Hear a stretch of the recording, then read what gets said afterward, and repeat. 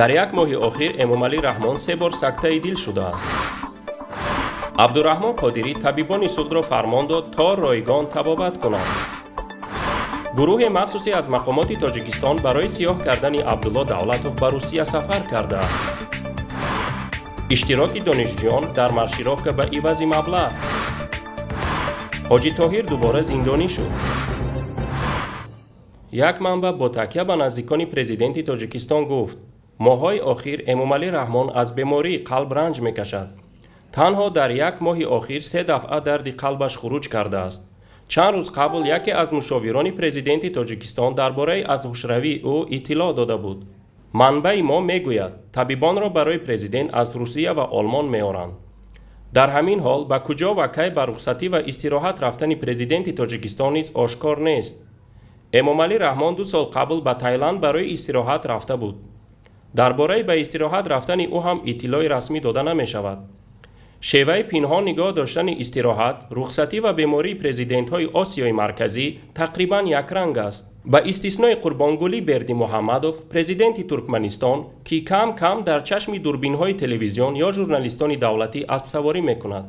Эмомалӣ Раҳмон 63 сол дошта 24 сол мешавад, ки сари қудрат аст.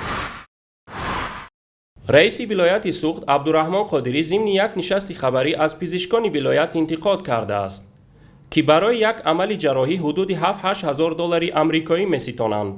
ӯ гуфтааст, хуҷан ҳоло ба дараҷаи Амрикову Япония нарасидааст ва барои як ҷарроҳӣ ин миқдор пул талаб намудани кормандони тиб аз рӯи инсоф нест. ба қавли Абдураҳмон Қодирӣ, мардуми камбизоат дар пардохти ин маблағи миёншикан худро ба ҳар кӯй мезананд, то нафаре аз пайвандони худро аз доми беморӣ бираҳонанд. ӯ ҳамчунин аз муносибати дурушти табибон бо беморон интиқод кард. Қодирӣ мегӯяд, иҷро нашудани талабҳои қарори 600, ки тибқи он барои 7 намуди беморӣ бидуни пурсуҷӯ ёрии таъҷилӣ расонида шавад, мояи нигарониҳост. раиси вилояти Суғд ба пизишкони вилоят ба оҳанги таҳдид гуфт, ки оператсияро ҳамаашро бепул мекунӣ, накунӣ аз ҷоят холӣ мекунам. мардуми бечора аз куҷо 7-8 ҳазор доллар пул меёбад?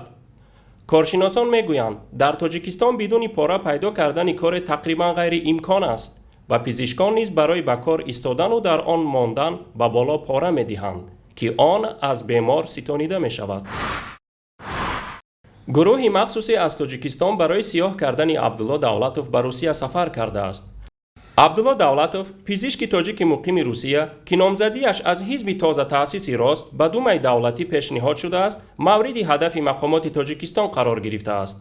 бо иттилои як манбаъ, як гурӯҳ аз Тоҷикистон барои сиёҳ кардани Давлатов ба Русия сафарбар шуда, айни ҳол дар Краснодар қарор дорад.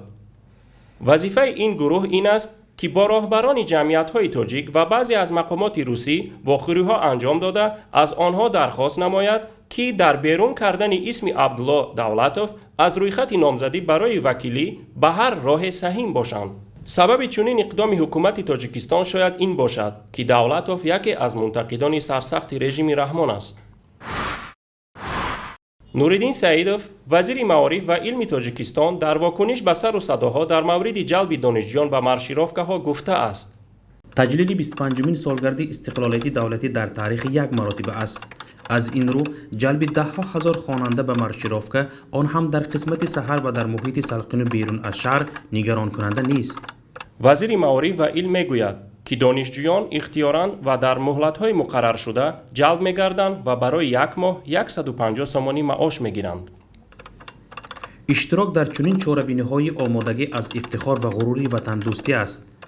ҳамаи мо бояд ин рӯз ифтихор дошта бошем ва агар масъулияте барои ин рӯз дорем ё иҷро мекунем, аз худшиносиву ватандӯстӣ аст. илова бар ин, онҳоро нақлиёти махсус ба маҳалли тамрин мебараду меорад ва бо назардошти тамрину ҳавои гарм, бо нӯшобаҳои ташнашикан, аз ҷумла шарбат ва як вақт хӯрок аз ҳисоби хароҷоти донишгоҳҳову коллеҷҳо таъмин карда мешаванд. наргиз, донишҷӯи яке аз донишгоҳҳои пойтахт, ки як моҳ боз дар маршировка иштирок дорад, дар суҳбат ба мо гуфт, ки ман 2 моҳ боз машқи низомӣ мекунам ва танҳо моҳи аввалро донишҷӯён 150 сомонӣ гирифтанд. қарор аст 9 сентябр дар ҷашни 25-умин солгарди истиқлолияти давлатии Тоҷикистон зиёда аз 50 000 донишҷӯ раҳпаймоӣ кунанд ва ҳамчунин дар барномаҳои тафриҳӣ масъулият дошта бошанд. ایده از دختران دانشجو در قطار افسران و سربازان مشق نظامی میکنند. طاهر اشوروف دوباره از جانب سود شهر کلاب چون عضو سازمان ممنوع گشته سلفیه مجرم دانسته شده، این نوبت به 7 سال زندان محکوم گردیده است. طاهر اشوروف را که با لقب حاجی طاهر معروف است، دادگاه شهر کلاب سال 2010 نیز به مهلت 5 سال از آزادی محروم نموده روانه زندان ساخته بود. اما وی پیش از مهلت استفاده از قانون عفو سال 2012 به آزادی برآمد. به گفته یک منبع از کمیته دولتی امنیت ملی تاجیکستان، موصوف در حدود شهر کلاب مورد بازداشت قرار گرفته از منزل بود و باشش ادبیات زیاد ترغیب کننده جریان سلفیه کشف و مصادره گشته است. طاهر اشوروف 36 سال دارد که بنا به دعوای عیبدار کننده دولتی بند و حبس اول اخلاق او را به تغییر نآورده دوباره جانبدار سازمان سلفیه گشته است. تفصیلات بیشتری خبرها را از سامانه پیامنت دریافت کنید.